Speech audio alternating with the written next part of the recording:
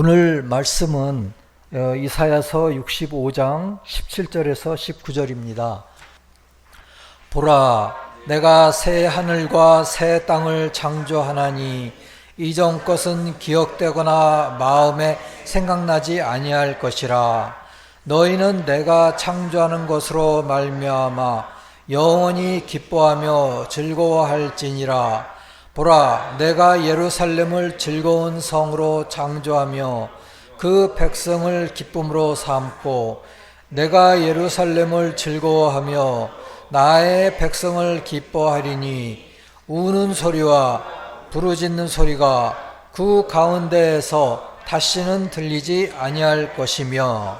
천국의 비밀 6373번입니다. 실로가 오실 때까지는 주님의 오심과 평화로운 평온을 의미합니다. 신성이 그 왕국을 통하여 자신을 나타낼 때 거기에는 평온함이 없었습니다. 왜냐하면 천국과 지옥에 있는 것들이 그 왕국에 의해 질서의 상태를 가져올 수 없었습니다. 신성이 천국을 통과할 때 순수하게 유지될 수 없었습니다. 따라서 그 왕국도 만물을 질서 상태로 보존할 수 있는 수단으로 작용할 만큼 충분히 강하지 않았습니다. 게다가 그 당시 지옥과 악령들이 지옥에서 탈출하여 세상에서 오는 영혼들을 지배하고 있었기 때문에 천적인 영혼들 외에는 아무도 구원받을 수 없는 상황이 발생하고 있었습니다. 주님께서 인간을 취하시고 그 인간을 그분 자신 안에서 신성하게 만들지 않으셨다면 결국 이들은 거의 구원받을 수 없었을 것입니다. 이렇게 하심으로써 주님은 먼저 하늘에 있는 사람들과 지옥에 있는 사람들, 즉 만물을 질서 있는 상태로 만드셨고 이로 인해 평화로운 평온이 생겨났습니다. 이 천국의 비밀 말씀은 창세기 49장 10절의 말씀을 대해서 이 선문서가 이야기를 한 것입니다. 특히 이제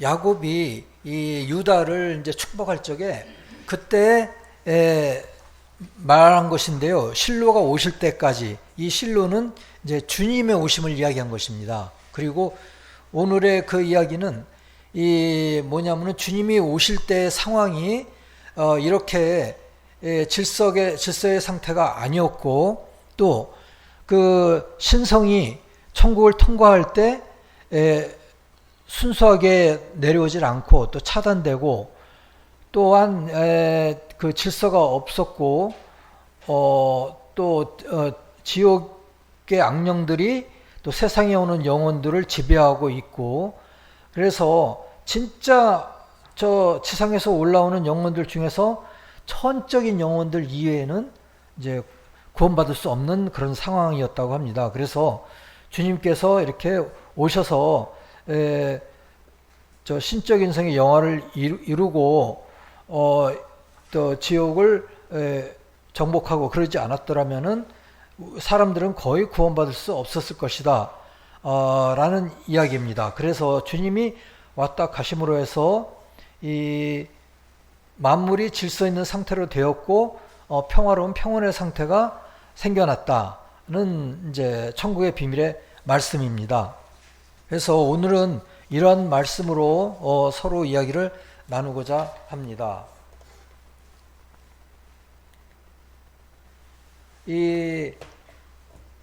우리가 2000년도에 이 주님의 재림에 대한 말이 되게 많았어요. 그때 이제 주님이 재림하시는 거 아니냐, 그렇게들 생각했는데 어떻게 생각하셨는지요?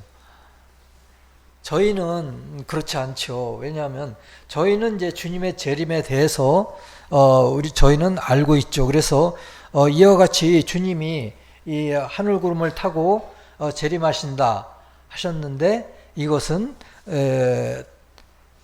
이 땅에서의 재림을 이야기한 것이 아니다. 그리고 그것을 이제 서로 얘기를 한 것이죠. 더더군다나 이제 사도행전 1장 11절에서 갈릴리 사람들아 어찌하여 서서 하늘을 쳐다보느냐 너희 가운데서 하늘로 올려주신 이 예수는 하늘로 가심을 본 그대로 오시리라. 이렇게까지 이야기를 했기 때문에 이제 우리는 이렇게 이 세상에 이렇게 재림하시리라 그렇게 계속 생각하고 지금도 생각하고 있습니다. 그런데 그렇지가 않지요. 그래서 이 마태복음 24장 29절 30절을 보면은 그날 환난 후에 즉시 해가 어두워지며 달이 빛을 내지 아니하고 별들이 하늘에서 떨어지고 하늘의 권능이 흔들리고 인자의 징조가 하늘에서 보여서 모든 족속이 통곡하고 인자가 구름을 타고 능력과 큰 영광으로 오는 것을 보리라.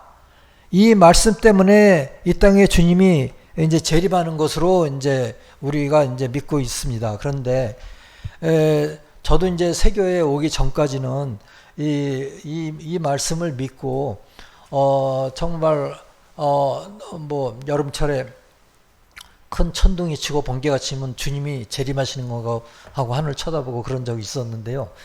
이게 그렇지가 않습니다. 그래서 우리가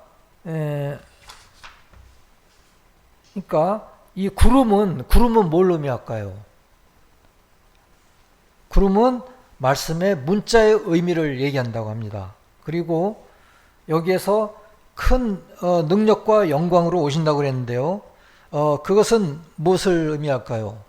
그것은 조금 어렵지만은 영적인 의미를 이야기한다고 합니다.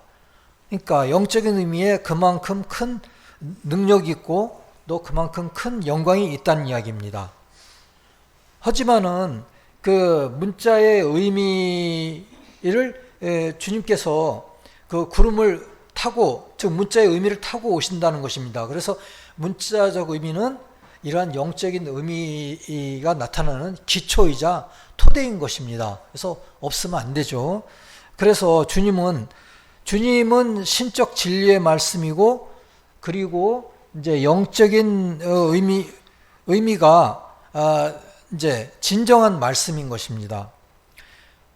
그래서 마지막 때에는 말씀의 영적 의미를 여신다는 말씀입니다. 그래서 이 구름을 타고 오신다는 그것을 우리가 이러한 의미로 본다면은 이러한 교회의 마지막 때 영적 의미를 여신다는 의미입니다.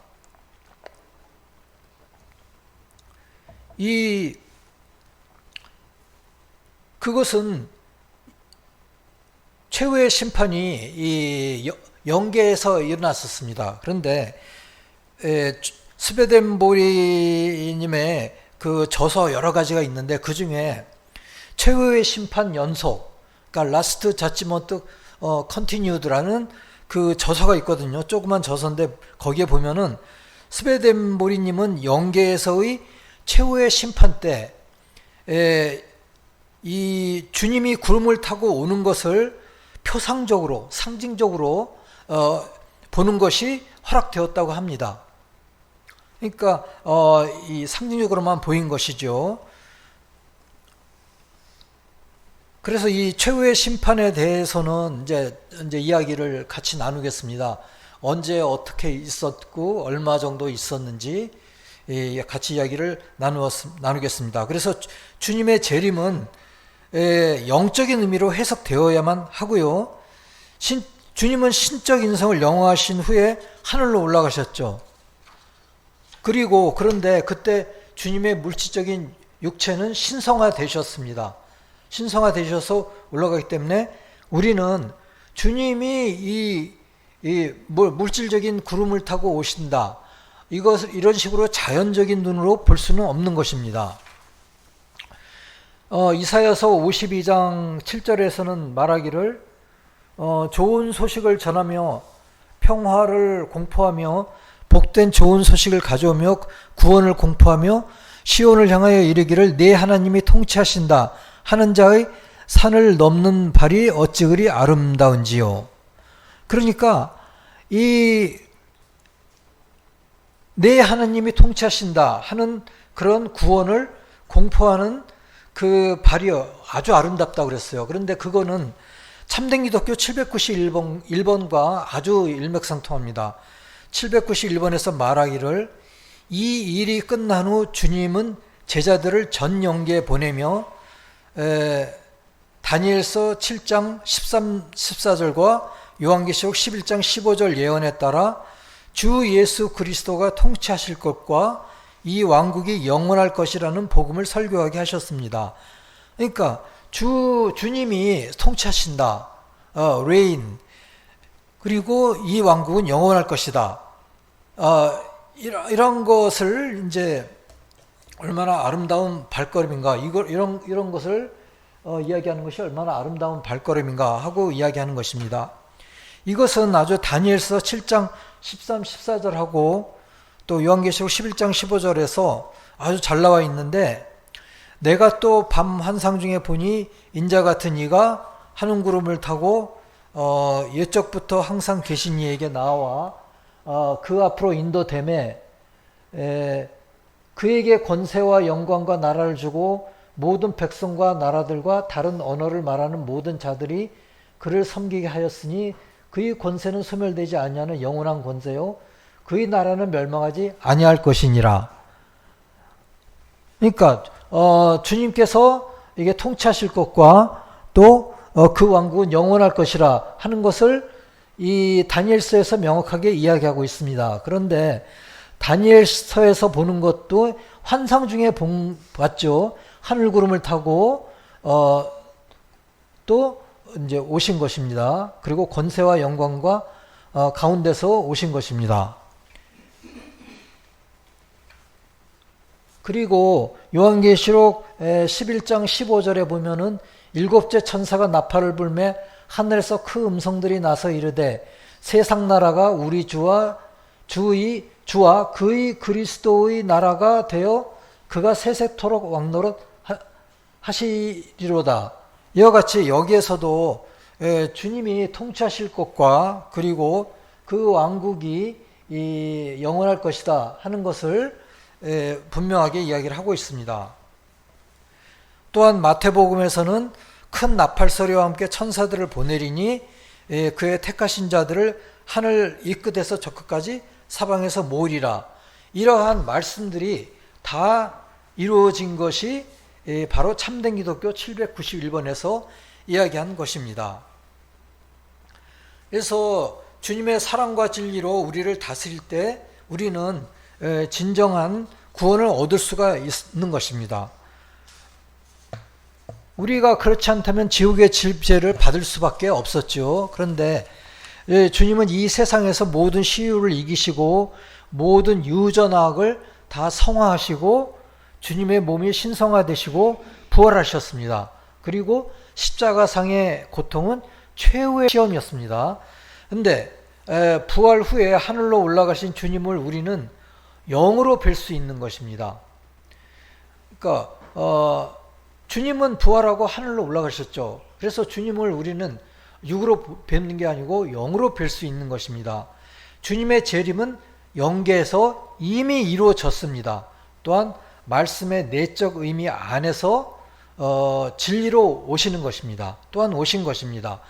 최후의 심판은 창조의 시작부터 모든 사람이 있는 영계에서 있는 것이지 땅에서 있는 것이 아니라고 최후의 심판 저서 28번에서는 이야기하고 있습니다. 왜냐하면은 심판은 모든 것을 이 육적으로 또한 자신의 악을 가릴 수 있는 육적인 이 세상의 상태에서는 심판이 주어지는 것이 아닙니다. 심판은 이 영계에서 주어져야 정말 모든 것을 숨길 수 없고 또 공정한 심판이 이루어지는 것입니다. 그리고 이 창조 시작부터 모든 사람은 영계에 있습니다. 그래서 그 영계에서 심판이 이루어지는 것이지 이 땅에서 심판이 이루어지면은 이 땅에서 있는 사람들 이전의 사람들에 대한 심판은 무엇이 됩니까? 그렇기 때문에 심판은 영계에서 이루어지는 것이고 또한 영계에서 이미 이루어졌습니다.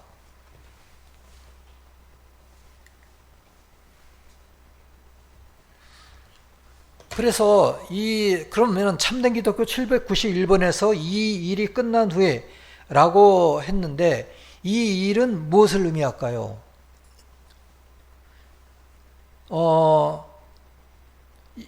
이것에 대해서는 우리가 참된 기독교 집필을 끝낸 것을 말한다고 하기도 합니다.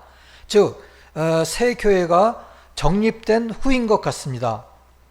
그리고 참된 기독교 저서는 1770년부터 집필하여서 1771년에 출간하였다고 합니다.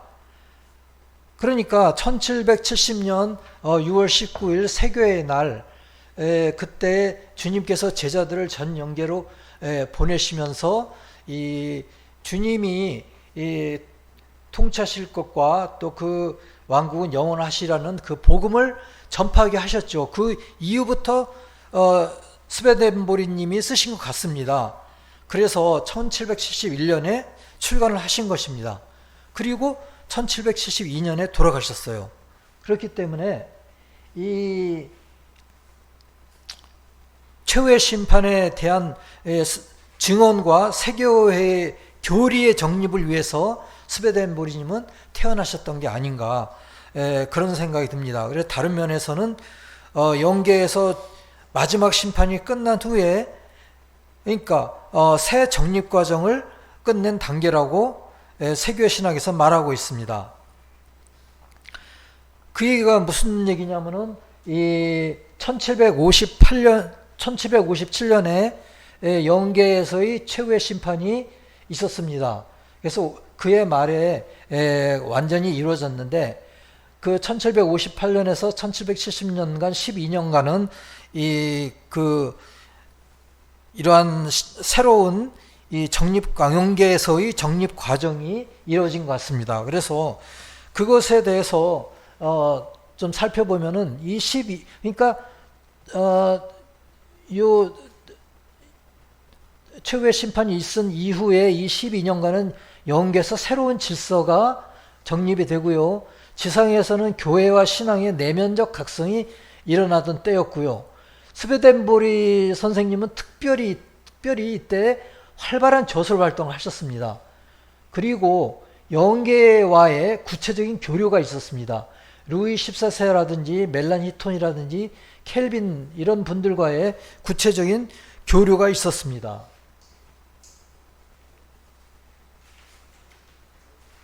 그래서 이 도표가 이제 그것을 얘기하는데요. 천국과 지옥은 1758년에, 4대 교리는 1763년에, 하나님의 사랑과 지혜, 하나님의 섭리, 또 계시록 풀이, 참된 기독교를 이렇게 활발하게 저술을 한 것이 바로 이 12년간의 저술이 된 것입니다.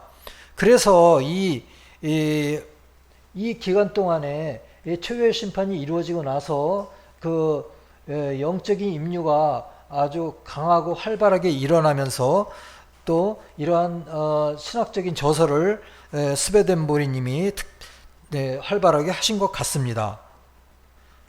그리고 특히 참된 기독교가 쓰여진 것은 1770년에 쓰여지고 1771년에 출간이 되어 있는데요. 이게 아마 제 생각에는 그 전번 주에 얘기한 그 계시록 12장에 이 여인이 아들을 출산한 것과 같은 의미가 아닌가, 그렇게 생각이 됩니다. 그러니까 그때 여인의 아이는 세교의 교리라고 그랬죠. 그 세교의 교리가 그때 나온 것이 참된 기독교가 나오면서 그 여인이 이 아이를 출산한 것과 같은 의미가 아닌가, 그렇게 이제 생각이 됐습니다. 그리고 이제 최후의 심판이 있은 이후에 1758년에 최후의 심판이라는 저서를 하셨고요. 그래서 의미가 있는 것이 최후의 심판 45번에서는 이렇게 이야기하고 있습니다. 최후의 심판은 지상이 아니라 창조 시작부터 살아온 모든 이들이 모인 영적 세계에서 이루어진다는 것입니다. 이런 상황에서 최후의 심판이 언제 일어났는지 인지할 수 있는 인간은 없었습니다. 모두가 지구에서 일어나길 기도하며 가시적인 하늘과 지구의 모든 것이 동시에 변하고 지구의 인간에게도 영향을 미치기 때문입니다. 그래서 교회 내 사람들이 무지 때문에 그 믿음을 가지고 살지 못하게 하고 최후의 심판을 생각하는 사람들이 끊임없이 그것을 기다리게 하는 것을 막기 위해서였습니다. 결국 말씀의 문자적 의미가 그것에 대해 말하는 것을 믿지 않게 만드는 것, 그리고 더 많은 사람들이 말씀에 대한 믿음을 잃지 않도록 하기 위해 제 눈으로 최후의 심판이 이제야 일어났음을 직접 볼 수 있도록 허락되었습니다. 나는 악인들이 지옥에 떨어지고 선한 자들이 천국으로 올라가 모든 질서를 회복하여 선과 악 혹은 천국과 지옥 사이의 영적 균형을 다시 세우는 것을 보았습니다. 최후의 심판이 처음부터 끝까지 어떻게 진행되는지 볼 수 있었고, 바빌론이 어떻게 파괴되었는지, 용이 말하는 자들이 어떻게 시면으로 던져졌는지, 새 하늘이 어떻게 형성되었는지, 새 예루살렘이 세워졌는지 모든 것을 내 눈으로 직접 볼 수 있었고 이를 목격할 수 있었습니다. 이 마지막 심판은 1757년에 시작되어 연말에 완전히 완성되었다라고 최후의 심판 45번에서는 말하고 있습니다. 그래서 이거에 대해서 어떻게 생각하시는지요? 저는 이 말씀이 맞다고 생각됩니다. 즉 최후의 심판은 그 영적인 세계에서 일어나야지 여기 지상에서 일어나지는 않죠. 그런데 성경에서는 말하기를 주님이 구름을 타고 온다 이렇게 얘기를 하셨죠. 그렇기 때문에 그것이 그럼 영원히 계속 그렇게 믿고 믿다가 계속 그런 일이 일어나지 않으니까 이 말씀에 대한 믿음을 잃어버리게 되지 않습니까?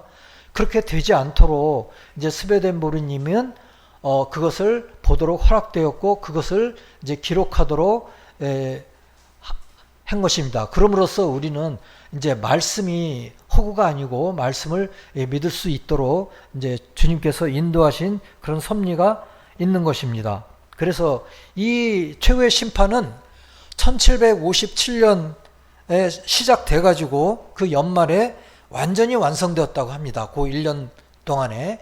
그러면서 이 12년간에는 이렇게 활발한 저술이 있었고 또 영계의 질서가 이루어졌고 또 영계와의 그 유명한 사람들과의 교류도 있었고 이제 그렇게 이야기가 되었고 또 제 생각에는 그러면서 이 지구상에는 어떤 르네상스가 일어나기 시작하였고요. 암흑시대가 끝나기 시작하였고 또 과학이 발전하기 시작했습니다.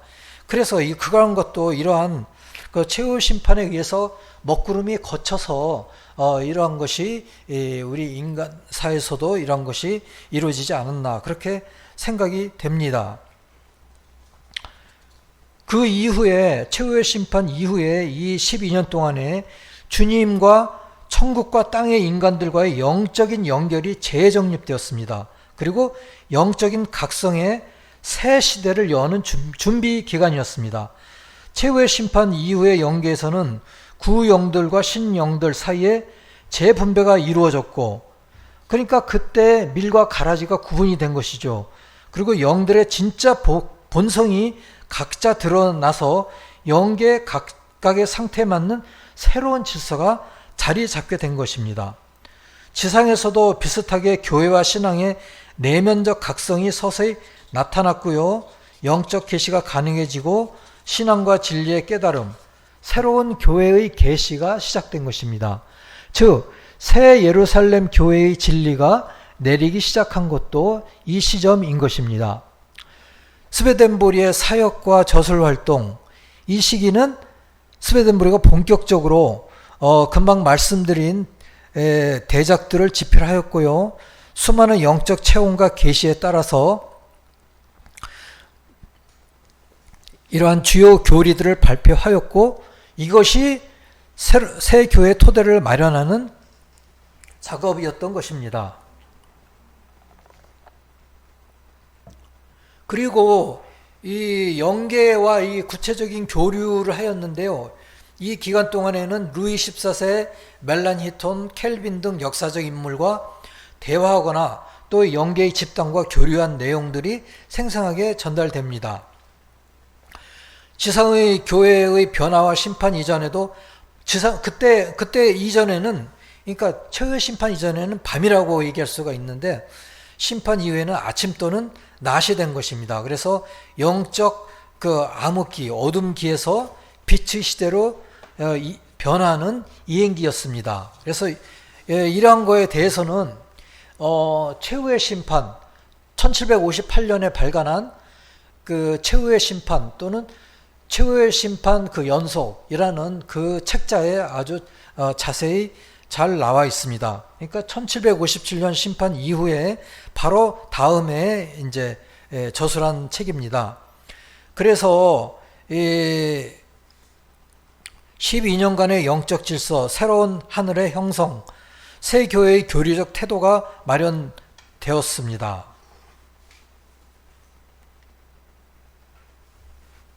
그래서 새 교리가 드러나면서 이전 교회의 끝을 맺는 시기가 된 것입니다.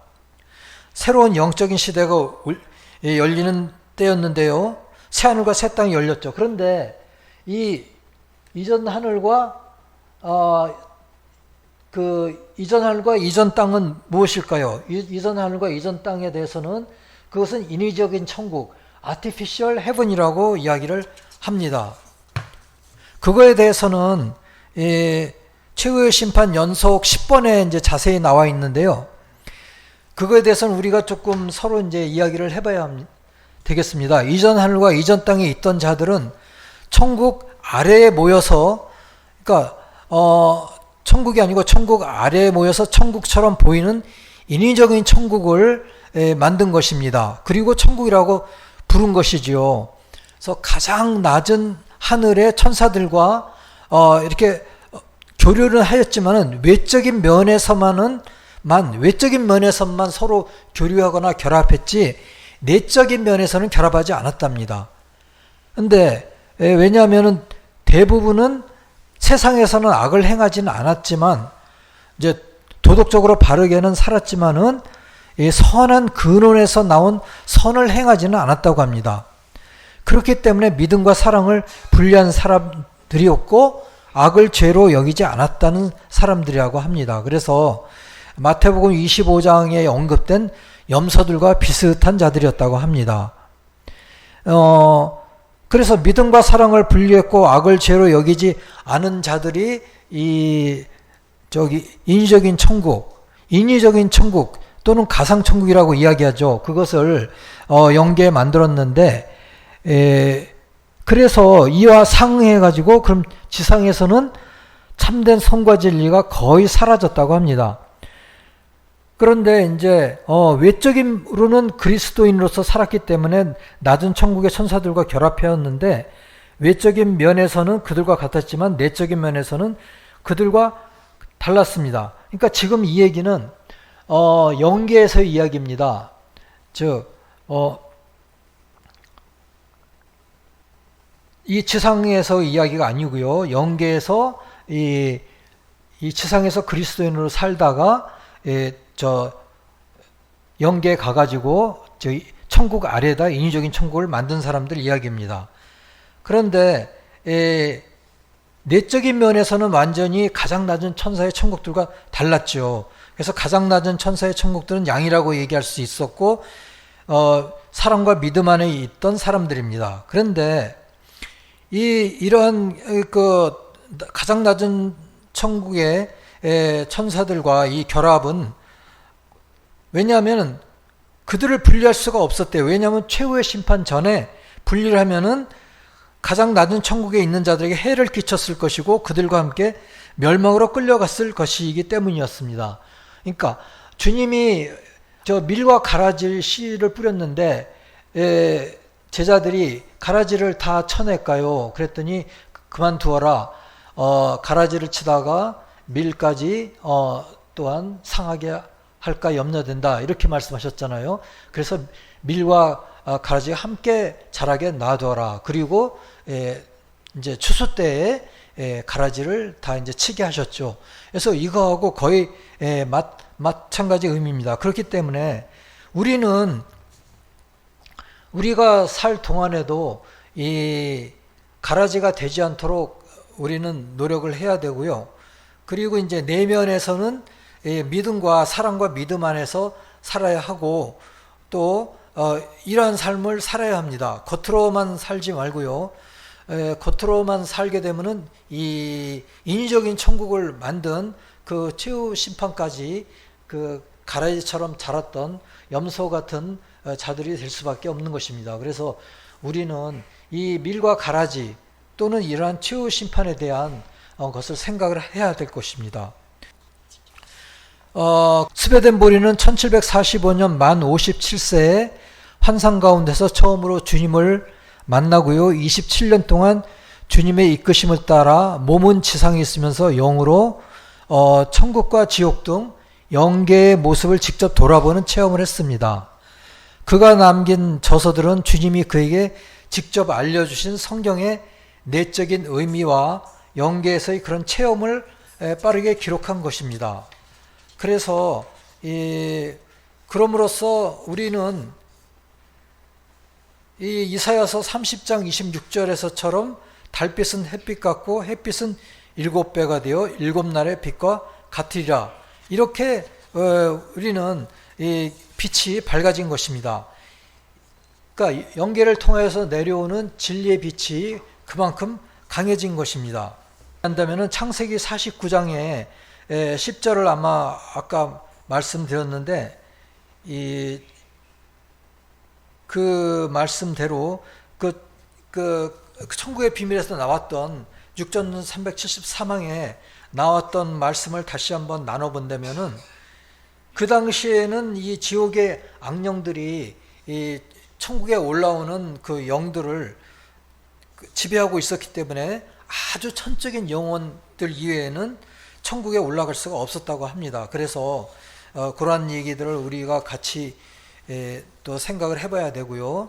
그리고 주님께서 어쨌든 이렇게 이 땅에 오셔서 신적 인성을 영화하시지 아니하셨다면은 우리는 구원받을 수 없었을 것입니다. 그리고 또한 이 1757년에 그 최후의 심판, 밀과 가라지에 대한 심판을 많이 말씀하셨죠. 그리고 이 구름 타고 오시리라는 이 심판의 말씀을 많이 하셨죠. 그것이 허황된 것이 아니라는 것을 우리는 이번 시간에 다시 한번 생각을 해야 하겠습니다.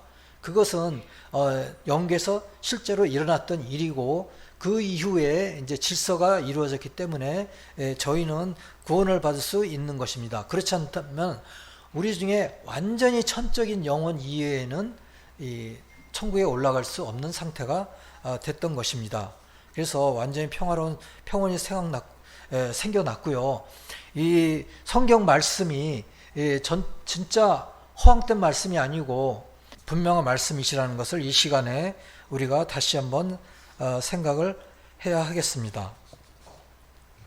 그래서 주님은 인간의 옷을 입으시고 직접 세상에 오셨고 또한 그 영계에서 그 최후의 심판을 또 이루신 것입니다.